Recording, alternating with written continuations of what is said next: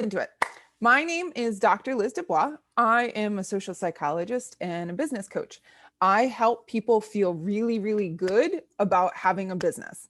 Work with a lot of women, and I have for 14 years now. Worked as a consultant, worked as an executive director, or worked as a business owner. Many times I've been all three at the same time. In the past 18 months, I have started 3 companies. I've sold one of those, and the other 2, I'm very pleased to say, are profitable. In January, so far, it's January 21st, 2021, I have made more this month than I did in all of 2018 combined. And I have made more in the past 6 months since launching my business consulting firm than I did in all of 2019. So I am good at my job. I love what I do. And I really, really love to teach other women how to sell without feeling like an asshole, because so many of us are socialized to be quiet, to not ask for what we need, to put our needs last, and to be told we're being needy and we're being naggy when we ask for what we need. All of the psychology of that, we're raised to believe that we're not allowed to be first. We're raised to believe that nice girls aren't too loud. We don't ask for too much. Don't monopolize the conversation. All of that transfers into how we sell and into how we feel about selling. Today, I want to disband some of those different stories that we're told, some of those different things that we're taught to believe about ourselves when we express a need.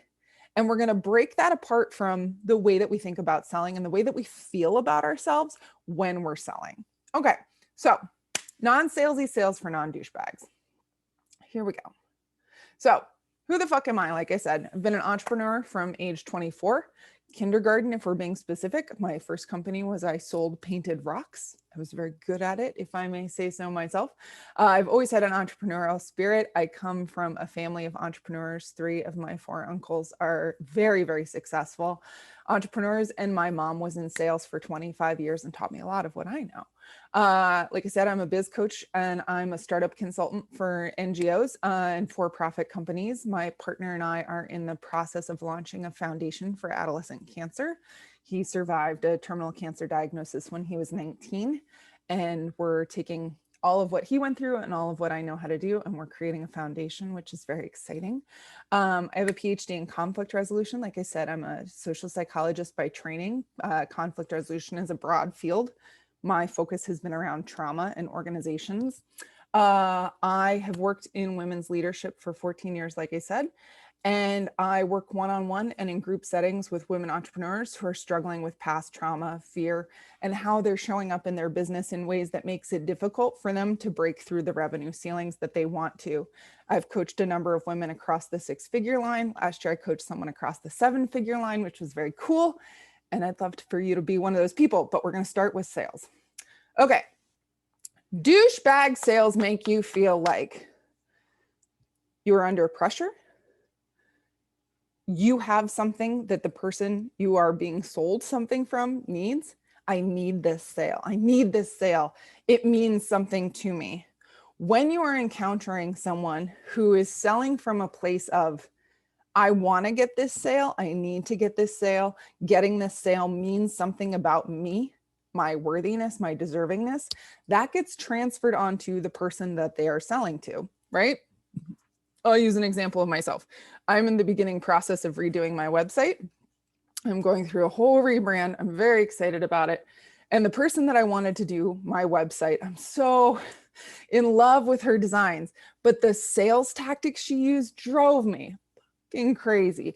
I was so frustrated to the point that I almost didn't sign with her, because even though it was ethical, it felt gross. There was an element of, remember, the contract expires at this point. What do we need to do before we get off the phone so that you can say yes to this? There was an air of, I am going to bring you through a process that will arrive at you giving me money. You, Liz, giving me, person who's building my website, money. It felt a lot like I was on a conveyor belt. I was the prospect, and she was bringing me through a number of different stations that would get me to a place where I was ready to hand her my credit card. The funny thing is, she had a product I really wanted. I didn't need to go through all of the steps, but being on that conveyor belt made me feel like I needed to be in a defensive position because she was trying to get something from me. She had what I wanted. There was no effort she needed to do other than say, here's your invoice, here's how we start. But because she was really, really focused on the process that she was going to bring me through, the client journey, I went from feeling like a very talented business coach and social psychologist to feeling like a widget that she was really trying to get to do something. And it put me in a position of feeling like this person has what I want, but I'm scared to work with her because I don't know that she sees me. The opposite of that, of course, is recognizing where a client is at, saying, I see you as unique and in need of something. How can I help you? And learning first instead of selling first. Selling first means we talk about the product and how great we are, and we get people onto a conveyor belt where the end result is they buy from us. Learning focused sales, service focused sales gets people into a process where we're listening first, understanding, mirroring back to them, saying, I hear the thing that you're struggling with is bleh, right? Or I hear the thing that you're succeeding with is bleh. And then building from that space of understanding. We want to make people feel like we are seeing them. And we want them to feel that way because we're actually taking the time to see them, to see what their struggles are. We're not starting out with, tell me about the challenge going on in your business. We're starting off with, what led you to want to get on a call with me? I'm really flattered. I'm really honored you're taking the time. Okay, we're going to pivot from douchebag sales. I want to know where your fear of feeling salesy is showing up in your business. If anyone is in a position to unmute, I would love to hear that. And if we're not, Tina, Amanda, Stacy, anyone want to unmute and tell us how the fear of being that guy is showing up in your business? And if you can't, I will. Hey, Oh, yeah, I'll tell you. I think that the love coaching that I want to do is like want people to be powerful, but I don't like the thought of promising results. I've seen results and I've gotten results, but I don't but I know sometimes it can turn out differently. So I feel like a little bit holding back in terms of I want to sell you what you're getting, but not necessarily being confident that I can talk about it in a way that's going to bring people in. Mm-hmm. Where in that, so the lack of confidence of, I don't know if I'm going to talk about it in a way that brings people in. What is there a part of you that's like, if I talk about how great I am in it full out, somebody's going to feel like, ugh, she's being an asshole or she's being Yes, braggy. Absolutely. Okay. Yes. Go a little deeper in that. How does that hold you back from doing what you want to do? I come from a whole family of people that are like, don't brag, but do amazing things, but don't brag. So how does that make me feel?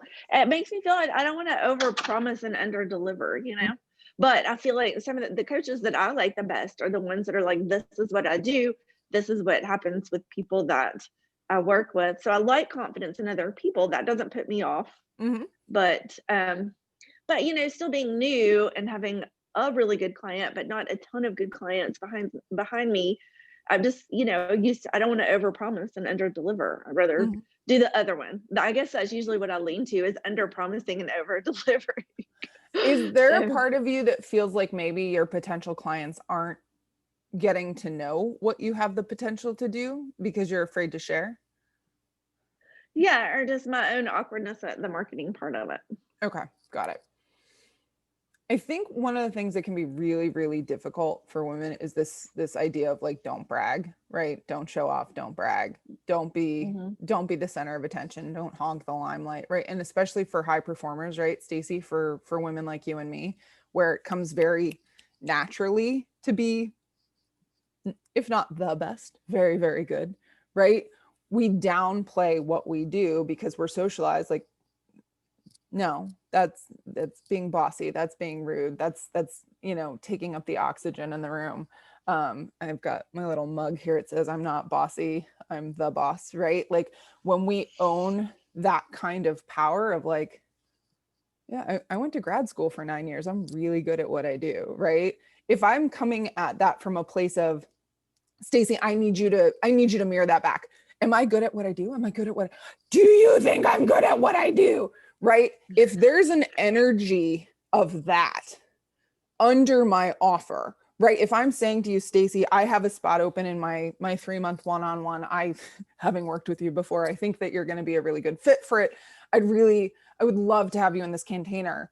Do you want to know more about it? That's a really different thing than saying, Stacey, I'm going to give you a $2,000 discount if you sign by tonight. And I'd really like you to think about how much further you could go if you had someone like me on your team, right? Like those are two different spaces. One is coming from a place of like, I made cookies. Would you like one? Right? Like I'm confident in my product. I think you might like it. It's delicious versus like, come on down. They're the best cookies in the world. You're going to die if you don't eat one. Right? Like one of those is driven from a place of like showing off and like wanting to be validated versus like, I know at the beginning of a new relationship, I'm like 4 months in, I know I learned a lot from you, Stacey, right? Like I wasn't one of your clients, I was your coach, but you shared enough of your experience that when I met my partner, I was like, I know how to do a thing differently than I knew how to do in my last relationship because Stacey told me, right? And when we come from a place of like, I have something really, really valuable to teach, whether or not you have 1 million clients, you don't have 1 million clients yet, but Stacey, you had a unique love, right? You had someone in your life that you knew how to have a genuine connection with on a soul level. You taught me some of that. You didn't make me pay you. Right? But when you come at it from a space of like, I lived an experience that could be transformative for other people. Like I'm with the love of my life. Like we're going to have a baby, all the crazy things. And like some of that came from me knowing how to walk into a relationship differently because of what I had learned from you. That's really cool to hear. Yeah. Yeah, that makes me really excited. So knowing For you. that, how might you feel differently walking into a sales conversation with someone? I think that one-on-one, I feel pretty good about it because I am very passionate about it. And you have hit it home to me as well as some other people about, I have something valuable to offer. I'm here to tell you about it. Yep. You can take it or leave it. I would love it if you take it, but but I'm not, I don't have to beg. So you've hit that home with me a lot. But in terms of like mass marketing, when I start thinking about that, it's a different energy. Like when I start thinking about posting stuff, I'm getting there. But when I think about posting it, like, I don't know if I need to picture like one particular person that I'm talking to, but one-on-one, I feel like I could be more confident. I don't know. Yeah. Well, let's pivot into the next slide and talk a little bit about that. Okay. Thank you for sharing. I appreciate it. And Thanks, Liz. Thank you for what you've taught me. I'm so glad you're happy. I so am. Okay. We're going to talk a little bit about where this fear can come from that makes it where we get into a space of like, I don't know what I'm doing. I'm going to overcompensate and sound like an asshole, sound like a douchebag. So one is needing sales in order to feel good enough or valid about your business, right? So if I were to walk, again, same thing, I'm going to pitch you guys at the end of this. I'm going to tell you a little bit about my one-on-one program. I'm also going to lean against the wall here because my back is getting tired. I am going into that conversation not needing the sales. I don't need the sales to pay my bills. I don't need the sales to feel good about myself. I don't need the sales for any other reason than I really love what I do. And I really like seeing other women get better at what they do, feel good about what they do, feel on top of the world, go pay for their mortgages, go pay for their kids to go to private school, go pay for Christmas presents. Like I love seeing that happen. I don't need you to buy a thing in order for me to know that that's a feeling I can have. I have access to that whether or not someone signs on with me as a client. So the second risk factor for douchey sales, right? Needing someone to validate you is looking for client outcomes for an evidence of worthiness. I love when my clients have wins. And I have, like I said, I coached someone across the 7-figure line last year. I have an artist that tripled her revenue. She's making way more than the average working artist in Canada. I have people doing really, really, really well. I am so fucking stoked about that. And that is not where my sense of value as a person comes from. I do not wake up every morning and say, because Stacy has a great client happening and I coached her, I feel good about myself as a human. I do not say, because I have somebody that crossed the 7-figure line, I feel really good about myself as human. I worked on my own feeling of worthiness, my own feeling of deservingness, my own feeling of enoughness, independent from what my business looks like. And because I did this work and feel good about who I am, I can show up authentically in my business without feeling, oh, I need a thing from my clients. So that's a big factor for douchiness. Third risk factor for potential douchiness that comes across in our sales desperation is a feeling of existential ickiness around needing money, around wanting money. So I'll raise my hand. I promote a lot in Women Helping Women Entrepreneurs. I think probably most of you are members there, or follow that page. There's 500,000 of us on that page. Many, many, many of us feel icky about having money. And the reason I know that is because when people like my coach, Emma Burgess, people like me, people like another coach of mine, Paloma Lev, post about their revenue success, post about shifts with their money mindset, there are comments that come through that say, well, it's not about the money. It's about relationships. It's about impact. It's about this. It's about this. It's about all of those things for me. I've had successful careers in other fields. I'm still a professor at American University. I teach business negotiation at grad school, right? Like there's any number of industries that I can pay my bills, but I love what I do here. That does not change the fact that I also do this for money, right? Like I'm not just in this industry because I love what I do. I absolutely love what I do. I also really like that I bought my home in cash. I really like that my house is paid, my car is paid off. I like that my partner has had cancer on and off for 9 years. I like that we have money set aside, that if he has to take time off work, we're not stressed about money. I love that in the midst of this pandemic, I can pay a tutor to come be with my son in the afternoons to be teaching him. All of those things cost money. And not for nothing, I'm able to have the kind of relationships with the people in my life because we have money. Like right now, I still teach at American. I intend to, please God, get to do that for a long, long time. I love being a professor. But like last night, in the midst of me teaching grad school, we also ordered takeout steak, right? Like I was not sitting here being like, I'm stressed about money. I need to go cook dinner. And tonight's the night I teach. It was like, no, we ordered steak while I was teaching. And the second I got off the phone, I was not jumping into another side hustle to pay my bills. I was playing Settlers of Catan with the love of my life and eating steak. That was because I have revenue and I don't feel any sort of like,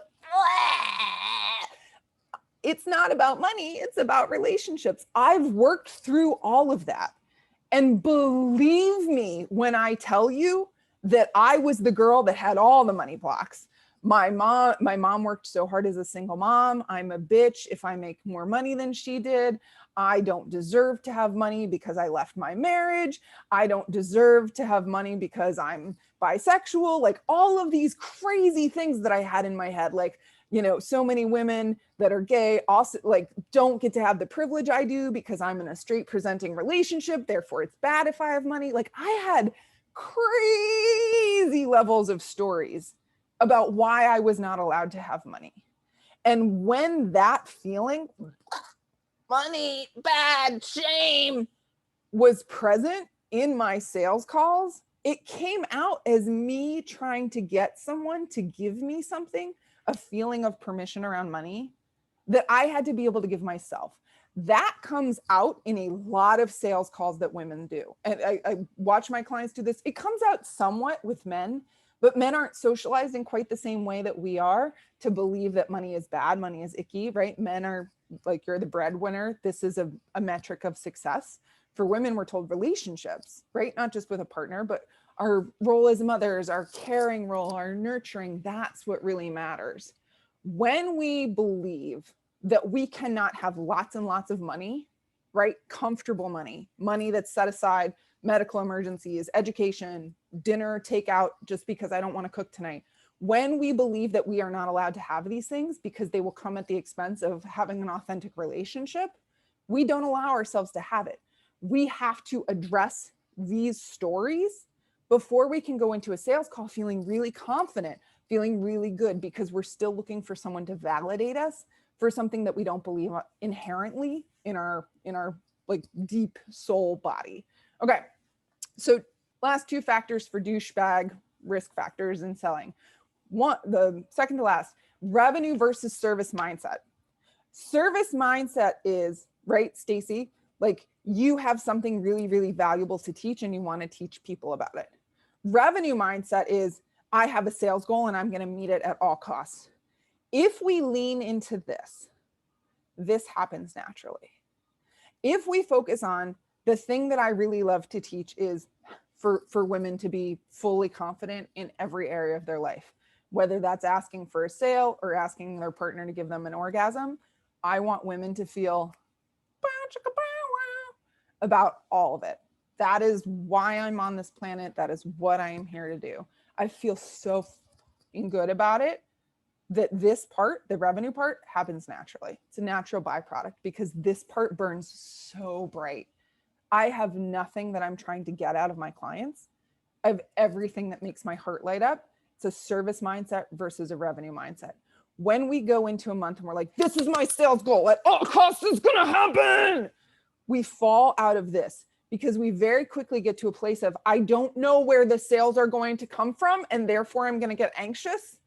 And we lean mentally into this space instead of this space. If we lean into this space, this happens automatically. Okay. Last thing, risk factor for douchiness, hopping on sales calls while being in a place of fear about money. So what this looks like is you go into your bank account and you see that there's only $237 left and your rent is due next week, right? You freak the fuck out. And then you see that there is a discovery call on your calendar and you walk into that conversation without having a conversation with yourself first. The conversation you have with yourself first is, I always figure it out before. I know that my rent will be paid. There's food in my fridge. My kid has a coat on his back, right? Whatever you need to say to yourself to remind yourself that you are safe, whether or not you need this sale, whether or not you have this sale, before you jump on the sales call, if you are freaked out, right, you go into your bank account, oh my God, there's an overdraft fee. I owe the bank $38. Oh my God, I'm totally fucking fucked. And then you jump onto this call, this fear is going to translate onto the client, potential client. So what you want to do first is have a conversation with yourself. A couple of things I remind myself, my kid is safe and healthy. There is food in my fridge. I have never been homeless before. My family will not let me be homeless now, right? Really, really, really basic stuff. Maslow's hierarchy of needs, right? Like my kid is safe. We have food to eat. There's a roof over our head. If I can sit in that space for about 5 minutes, I can get onto a sales call no matter what the bank account balance is. And I can feel very, very good about saying to someone, hey, listen, it sounds like you're in a place that I've been at before. I have a lot of tools in my tool bag that I think can help you. How would it feel to work together? As opposed to, I've got a great opportunity. And if you buy it before today, I'll give you a $1,000 discount. And what can I say that would help you work with me today? Two different energies. I made cookies. Do you want some? I really need you to buy this cookie so that I can pay my mortgage. You want to be in this energy, not this energy. All right, we're coming in on a landing, I promise. So what we're going to call this going forward is douchey sales versus heart-driven sales. Heart-driven sales is a person that's done the inner work to have an unshakable sense of self-worth. I do not care what my bank account balance is in regards to my personal sense of okayness. I really like that my bank account has money in it. I'm really proud of the work that I've done to get there. I'm really proud of the services that I offer that have translated into money in my bank account. I do not need that money there in order to feel good about who I am. And believe me when I tell you, there have been times when that bank account balance has been negative. I went through a terrible divorce. I spent $42,000 on an attorney. I racked up a shit ton of debt, hired a bankruptcy attorney, learned how to negotiate debt settlement. Like, I really went through the ringer. And concurrent to that, I was doing the inner work around, how do I feel good about myself? How do I have a sense of self that is unshakable and has nothing to do what the value is of that Capital One card? Because I did this work, this part of me, I have a ton of money. It's correlated, you guys. Because I feel good about myself, I feel safe having money. I don't worry that I'm going to go blow it on stupid shit. I feel safe, so I feel okay about having money. Heart-driven sales knows that they're safe no matter what. Second, obsessed with celebrating client outcomes. This is very different than douchey sales. Douchey salespeople look for client outcomes for a sense of professional competency. I know I'm a good business coach because Stacy got a client. Stacy didn't get a client because I'm a business coach. Stacy got a client because she's a fucking baller. I helped her find some tools inward that made it possible for her to step into her full potential. I'm going to fucking celebrate that to the moon and back. Like I said, client crossed the 7-figure mark, clients making 3 times what they made the year before. At a client who had a flopped launch, we got on an emergency call at 11 o'clock at night on a Sunday. She sold out her program in 3 days the next week, Monday, Tuesday, Wednesday. She had 32K in sales, sold out the program after a month of a perfect launch that totally flopped. Those clients blow my mind. I celebrate the shit out of them. I had a client, same client that sold out her program. She got a feature in Forbes. She was named one of Yahoo's top 10 money coaches in the world. Believe you me, when I was like the crazy dance mom all over my Facebook profile that day, I was just like, oh, my baby, she's doing so good. I'm so grateful.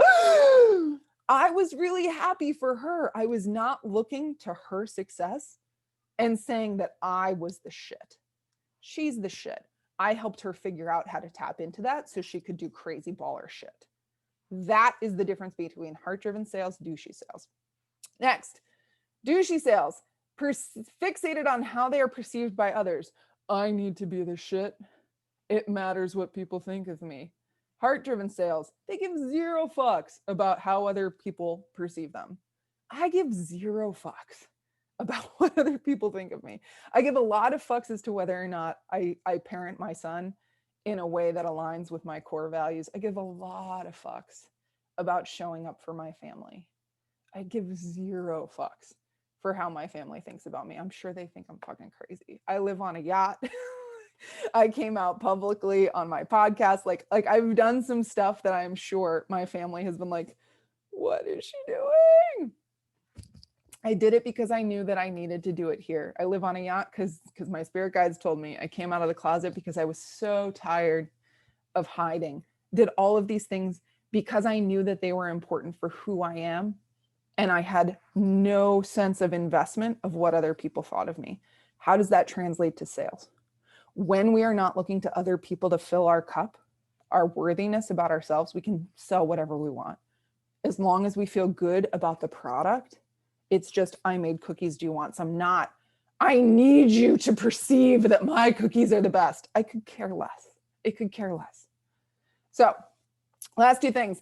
Douchey sales, they are preoccupied with strategy. Heart-driven sales, they know the right clients will be attracted to them. My sales process, I only have 12 spots. Every financial quarter, I only work with 12 people, and it's because I need plenty of space. Inevitably, my kid is going to throw up on something at some point, right? Like, we're in the midst of a pandemic. I need a lot of mental health time for myself.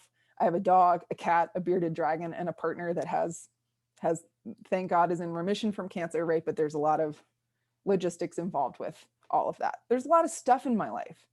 And I don't overload my plate. I have 12 spots.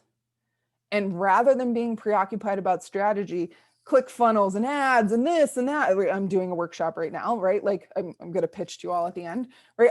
I'm not fixated on that. The way that I focus on my marketing at the beginning, like in December, right? Before the financial quarter started for 2021, I started praying. Like I'm not religious. I pray to the universe, whatever. But I started really meditating on who are these 12 people? Not how do I get these 12 people? Who are these 12 people that need me? Who are the 12 people that are hurting right now? Who are afraid of how to get their business off the ground? Who are afraid of how to get through the next level? Who are afraid of being all of themselves? I work with people that are in their 20s. I work with people that are in their 70s.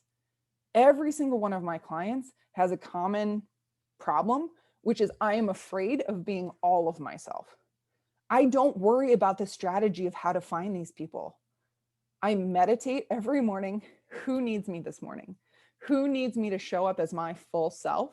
How do I do that? And I trust that those people will find me. I signed a client last week, 10K, pay in full, cash client. I have no idea how he found me. And when I asked him, he was like, it was a series of random events. He had like, I don't have a website up right now because I'm going through a rebrand. I pulled the old site down. I don't have a website up. I have no idea how he found my email, right? And I know those of you that are marketing consultants are like, oh my God, you're fucking crazy. He went and saw a video online that I did 2 years ago when my primary practice was just on divorce. And I was like, how the F did you find me? And he was like, divine intervention. He's like, you're the person I need to work with. $10,000 cash sale, pay in full upfront. This man is so invested in his success. I am so excited about his success. He is for sure one of the people that I called in when I was like, who is it that I need to serve? Who is it that needs me? What meditation do you use? It's very simple. Where's my notebook? I just close my eyes. There's like the religious kind of version of like, what do they say? Like, not thy will, not mine be done. I say my highest purpose, not my ego be done. Say, bring me into alignment with my highest purpose, not my ego be done. And then I grab my cup of coffee. I grab my cup of coffee with hot coffee right now. This is cold. And I just sit for 10 minutes. I sit in this really ugly papasan we have. I just sit in our ugly papasan and I drink my coffee and I just say, my highest purpose, not my ego be done. My highest purpose, not my fear be done. And then I just hold my coffee. The next step that I do in that process is I do EFT. And Stacy, I think you're probably familiar, having been one of my clients, which is just tapping. I go through a series of tapping around all the insecurities that I'm telling myself. I don't deserve to have a new client because ASLO, there's a bank account that a lot of entrepreneurs use called ASLO. The company is folding. So my business account, I'm transferring it to Capital One right now. It's kind of a shit show. So like a story I was telling myself, which 2 of my clients were also saying, was like, I don't deserve new sales because my business bank account is like in transition. And I just tap through all these things, crazy things. Like, I don't deserve new sales this week because I had a bagel and I said I was not going to eat carbs in January. Just like crazy shit. All these limiting stories, I tap through them every single morning and I get myself into a place of being focused. I'm here to serve. There are people that need my help. They don't give a shit if my bank account is in transition because it's not about me. They don't care about me. They care about them. They care about paying their mortgage. They don't care about my business bank account bank getting closed. They care about whether or not they can take care of their children, right? And I just tap through it. So I meditate for 10 minutes. I just hold my coffee, say, who needs me? Who needs me to show up? Then I tap. And then sometimes I journal, sometimes I don't. Go for about a 10-minute walk. And then I just rock it. Today I have 5 clients. I generally try and only take 4 a day, but it was a weird week. Somebody had to cancel yesterday. I squeezed them in today and I just rock. And I come from a place of who needs me, not a place of how do I find my clients? Who's my ideal client? I don't have an ideal client. Like I said, I have clients in their 20s. I have clients in their 70s. The common element is that they are afraid of some part of themselves. I am afraid people are going to think X if I do Y. Like I had this big story. I really wanted an Audi. I don't know. I wanted an Audi, whatever. And I had this big story. Like I could not buy a luxury car because when I was in grade school growing up, my mom had very, very little money. She worked really hard as a single mom. And she would talk smack about the superintendent of our like very rural school district. And he drove a Lexus, and she would say, well, you know, he like basically like he's making all this money off taxpayers and he's driving Lexus. And I had this huge story of like, I cannot buy my dream car because then my mom won't love me, right? She's going to think I'm like this asshole that drives this luxury car, right? Like all these crazy stories. I just work through them in the morning and then they go away. My ideal client is the person that is telling themselves some crazy story and saying, I cannot have what I want because of this. I don't have an ideal client profile. I have people all over the economic spectrum, all over the racial spectrum, all over the belief spectrum, right? I have born again Christian clients. I have people that are atheists, everything in between. I work with people who are holding themselves back from having what they want because of dumb stories, not dumb stories, stories that they're carrying, right? I don't worry about how those people find me. I meditate on who they are. I welcome them in. I clear up any resistance I have about whether or not I can serve them. Then I just fucking go. Okay, final thing, douchebaggy sales versus heart-driven sales. Focused on closing while on the call. Focused on teaching while on the call. Again, this website designer that I bought from because I really like her product. And we're going to talk about that in a second. She was really, really, really focused on closing me on this call. She kept using this line, I can see it in your eyes that you really want to work with me. I really did. I am going to work with her. She really had the product I wanted, right? I hated her sales tactics. She was so focused on closing.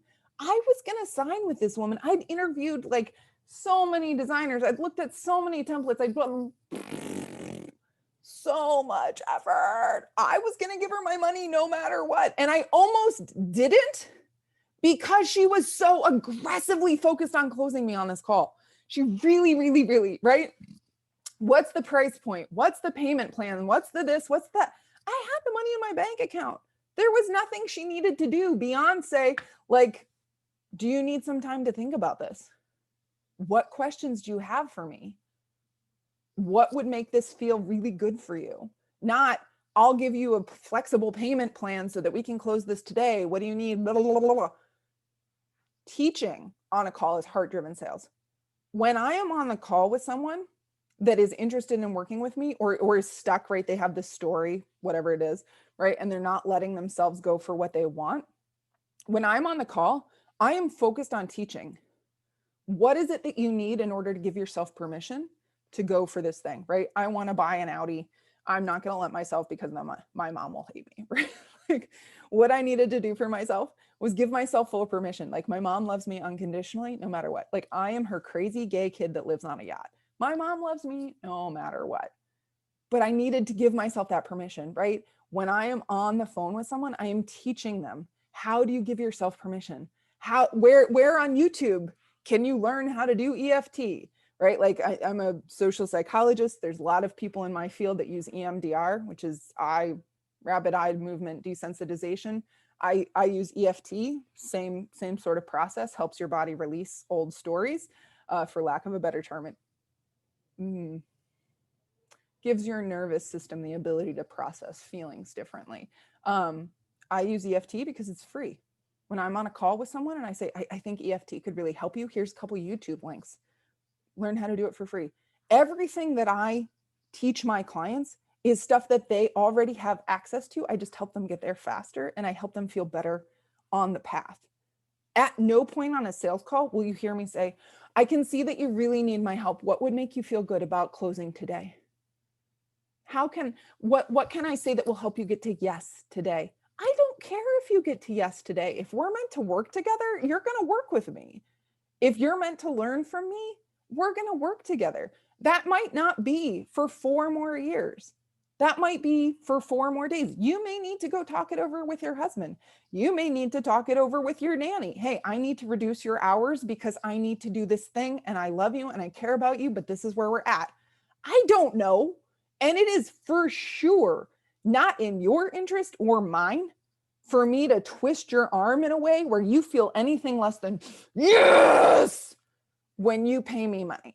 I want you to walk into working with me feeling like, oh my God, I just got accepted to Harvard. Not, oh my God, how am I going to pay this bill? Heart-driven sales is focused on how do I teach this person? How do I give this person tools? And if that person wants those tools in a more deep way, right? Like I don't do, I don't work with group coaches.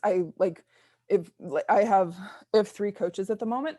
I'm not in any other group programs. I only do one-on-one. If I'm going to pay money, it's because I want someone to take me where I'm at and move me along the process of my own personal growth and development, right? Like I know that. If I got on a call with a coach that I'm interviewing to coach me, there's nothing that they can say that would get me into a group because I don't do groups right now. It's not where I'm at. It's not what my soul tells me I want. And so if they're walking into the call and they're like, I have a widget, it's a group program, I am going to sell it to Dr. Liz because I want her in my group because I know she's going to succeed. And then I have a testimonial and then it's going to be great. There's nothing that that person can say to me on a call that's going to make me say yes, because I know in my spirit, I'm not supposed to be in a group program right now. I'm just not. I went to grad school for 9 years. I don't want to do group. I want somebody to coach me one-on-one. If I go in as a prospective coach, right? I go into that sales call and I say, Dr. Liz, I know you're really, really busy. Can you tell me about what it is that you're struggling with? I want to figure out if I can be helpful. As opposed to, I've got this really great group program and I'd love to figure out whether or not you're a fit. I'm not a fit for your program because I don't want to be in a fucking group right now. It's exhausting to me. I'm an extroverted introvert. I don't want to be in your group. Heart-driven sales comes from a place of, I'd really love to know what it is that you're looking to do. Douche sales, I've got this great product and I want you to have it. Let's pivot into how you do this. Everything I need to know about sales, I learned from Furbys. I don't know if you are a child of the 80s, but I fucking am. And there was this year, I think I was 14, maybe 13. Older than I should have been to have this deep desire for a Furby. But there was that year where all the kids wanted fucking Furbys. And my sister Kate and I talked our mother into going on Black Friday at 4 in the morning to stand in line for these Furbys. There was nothing, Hasbro or Mattel, whatever we're going to say it was Mattel, whatever toy company built these Furbys, they did not need to sell us on these Furbys. No one woke my mother up with their great marketing campaign at 4 in the morning to go to Walmart in the freezing cold Indianapolis November weather to buy a Furby. That was not marketing. That was not a good sales tactic. That was not a closing thing. That was not a strategy. That was not a click funnel. That was 2 annoying little girls saying, Mom, I need a Furby. That is the intensity that your clients will come at your products with if you are very, very, very confident that what you have is valuable. If you believe here, not here, here, in your solar plexus, in your soul, in your whatever you want to call it, if you believe here that what you are doing will change people's lives, they will line up the same way that I did for a Furby. They will become such devoted fans of your work because you know here that you are teaching something that your soul wants to teach, right? That's the basic principle of coaching from my perspective. What does my soul want to teach?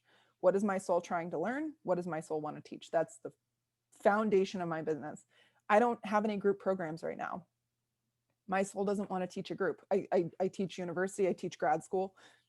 That's kind of scratching my soul's itch for teaching a group program right now. So I pulled it. I don't have a group program. I don't want to teach one right now.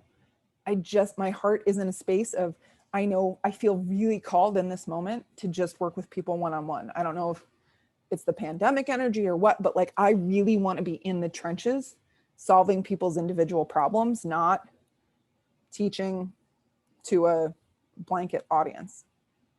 It's just where my soul is at. I'm not trying to sell myself on a group program. Like I have a revenue goal, blah, blah, blah, blah, blah. I have a revenue goal. My goal was to have a $26,000 cash month. I'm $537 away from that at the moment. It's January 21st, right? I have a revenue goal.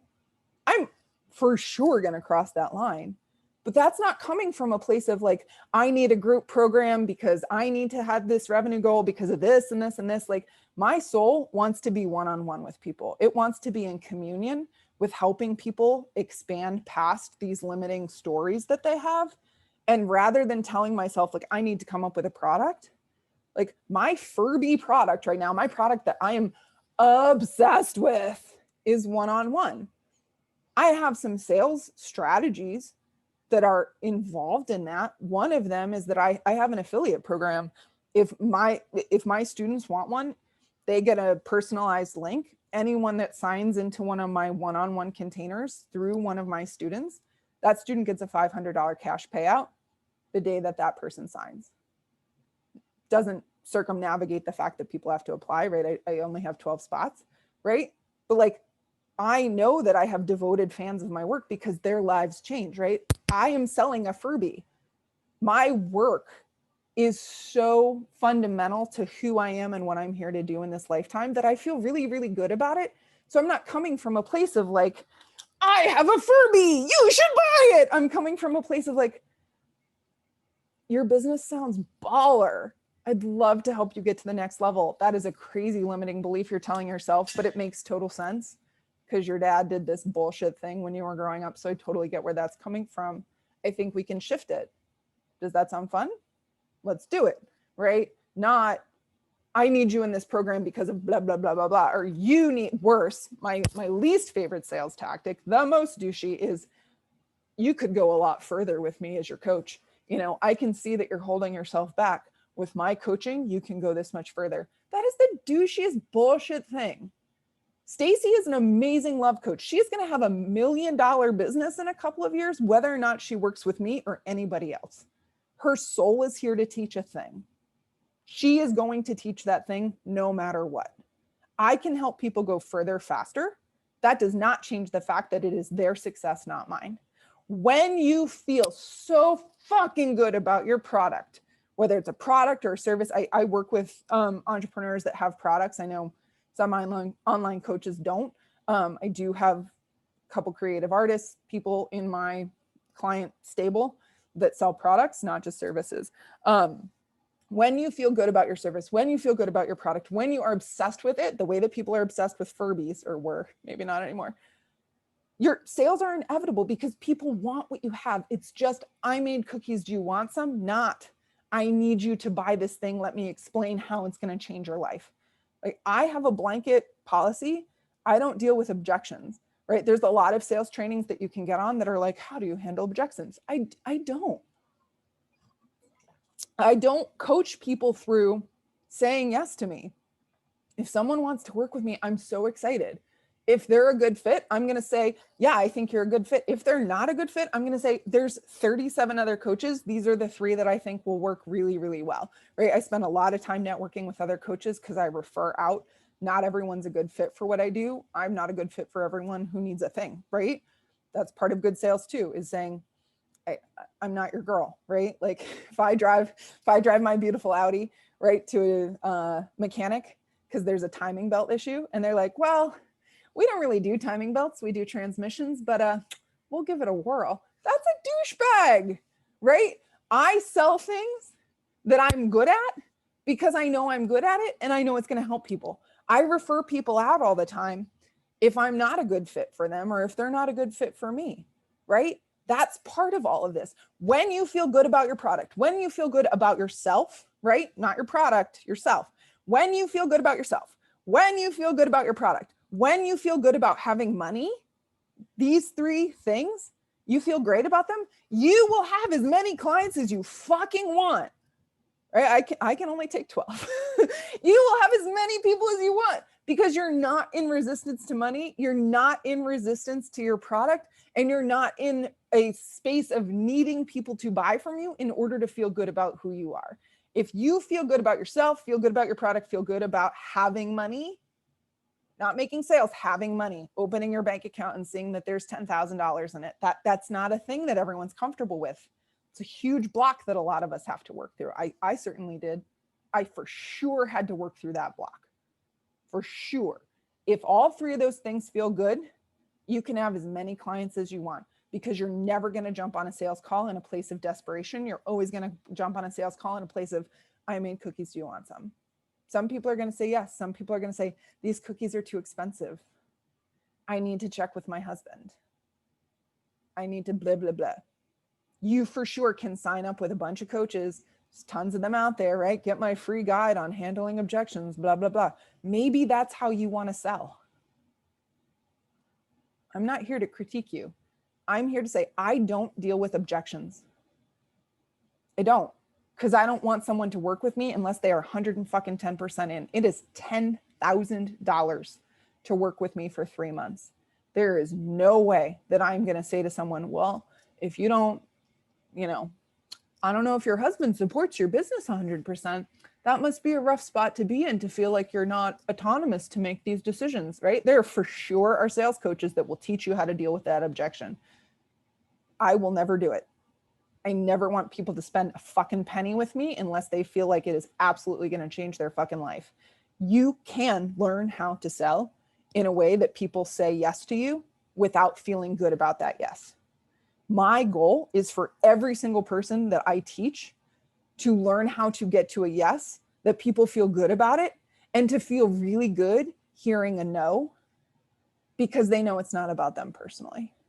If somebody says no to me, I'm totally great with it, because I know we weren't supposed to work together. They were not one of those 12 people that I meditate about every morning when I think about who is it that my soul wants to teach. I feel just as good about a no as I do about a yes, because it has nothing to do with my self-worth.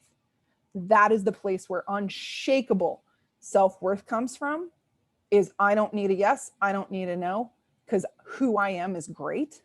And from that place, you can sell anything that you feel good about. So how do we get rid of the BS stories we tell each other? Tell ourselves. How to get rid of that shit. You will hear a lot of coaches talk about limiting beliefs, this, limiting beliefs, that. I deal with that, right? Just old stories.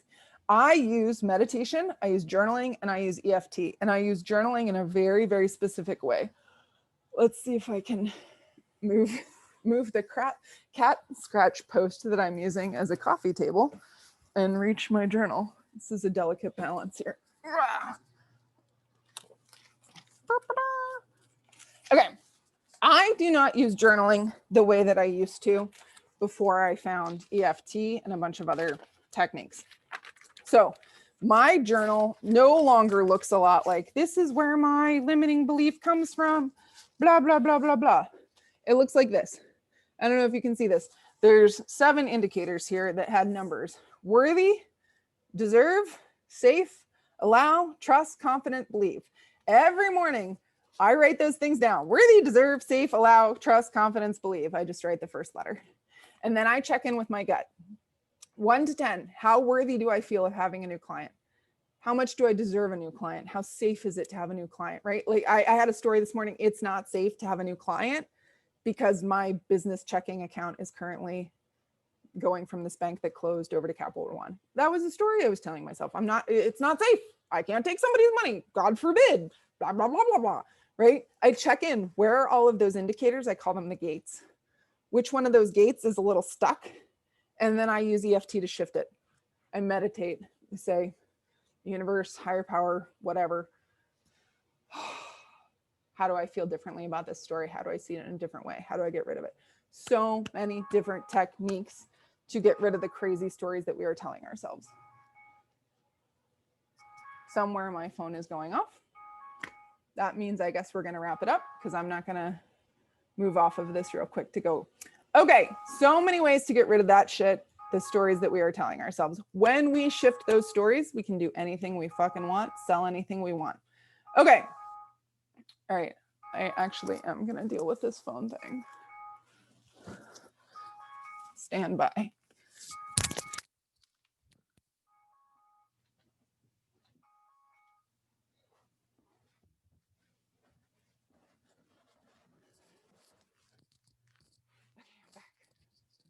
I'm back. Okay, how to work with me. If you liked this, if this felt good for you, if you'd like to learn more, I would love to work with you if you're a good fit. Again, you're not going to say yes unless you feel good about it. I'm not going to say yes unless I'm certain you're going to be able to shift and move. If you'd like to do that, I have an intensive one-on-one program. It's 3 months called Unleashed and Untamed, digging into all the stories. We use EFT. I teach you how to use it.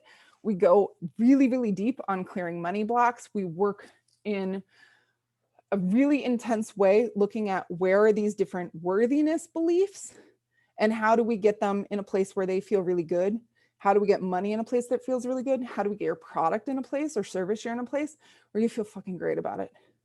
We work on attracting clients, clearing the resistance to having clients, right? Like I can't have more than 12 clients because blah, blah, blah, blah, blah. Are those stories I'm telling myself? Yeah. Is there veracity to those stories right now? Yeah. Like my kid's not in school. We're in a global pandemic. I don't want more than 12 clients, right? Like that's a story, but there's stuff under it, right? Like the limiting belief stories, right? My mom won't love me if I have a luxury car, right? Like, was there substance into that? There was an origin to it, but there's no substance, right? Clearing those stories, really looking at what do our lives look like and how do we structure a business in a way that supports that. I had an 8-week group program, Passion to Profit. Like I said, I cut it. You can't do it right now because I don't want to teach it. It's not what my soul wants to teach. Instead, tell the slide deck's 2 weeks old, said I have launched a 6-month container. I am so fucking excited about this 6-month container. If you would like information about that, I've never done a 6-month before. It's come out of most of my 3-month clients have now signed on for another 3 months. And I wanted to make a way where that was contiguous instead of me like making a sales pitch halfway through. So I have a 6-month container now. There's only 3 spots in that. If you would like one of them, we should talk today, not because buy now or they're going to be gone, but the reality of the situation is they're going to fill up. And if you'd like to talk about it today, I'd love to talk to you about it. I made cookies. Do you want some? Not, you're never going to get anywhere unless you sign this 6-month container. Your success is fucking inevitable. Fucking inevitable. I'd love to help you get there faster. So if anyone would like to stay on this call to chat a little bit about working with me, please do.